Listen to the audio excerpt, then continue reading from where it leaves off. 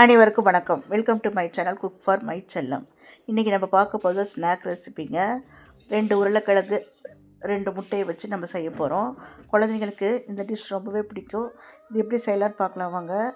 First 2 உருளைக்கிழங்கு எடுத்துக்கோங்க. தோல் சீவிட்டு 2 முட்டையை இதில் போட்டுட்டு உப்பு போட்டு மூடி வச்சுட்டு ஒரு விசில் மட்டும் விட்டு எடுத்துக்கோங்க.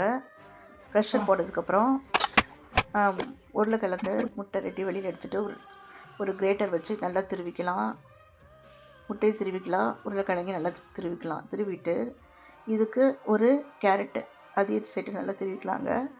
ஒரு வெங்காயம், ஒரு பச்சை மிளகாய், 1 டீஸ்பூன் உப்பு, 1/2 teaspoon chat masala, 1/2 teaspoon garam masala, 1 teaspoon மிளகாய்த்தூள் சேர்த்துட்டு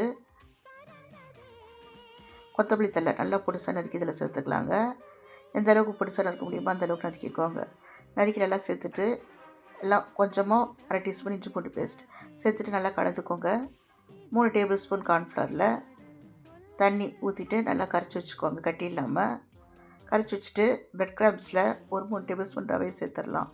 சேர்த்துட்டு நல்லா மிக்ஸ் பண்ணிக்கலாம். ரவை சேர்க்கறதுனால நல்லா கிறிஸ்பியாகவும் இருக்கும், நல்லா இதில் ஒட்டி பிடிக்கும்.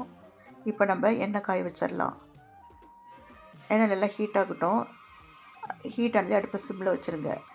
நம்ம உருளைக்கிழங்கு மிக்சரை நல்லா பால் மாதிரி உருட்டிட்டு கார்ன்ஃப்ளவரில் டிப் பண்ணிவிட்டு பிரெட் கிராம்ஸில் போட்டு நல்லா டிப் பண்ணி எடுத்து ஒவ்வொன்றா நம்ம ஆயிலில் போடலாம்.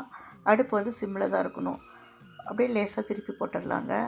அவ்வளோதான், சூப்பரான பொட்டேட்டோ எக் பால் தயார். இந்த வீடியோ பிடிச்சதில் லைக் பண்ணுங்கள், ஷேர் பண்ணுங்கள், சப்ஸ்கிரைப் பண்ணுங்கள். நன்றி, வணக்கம்.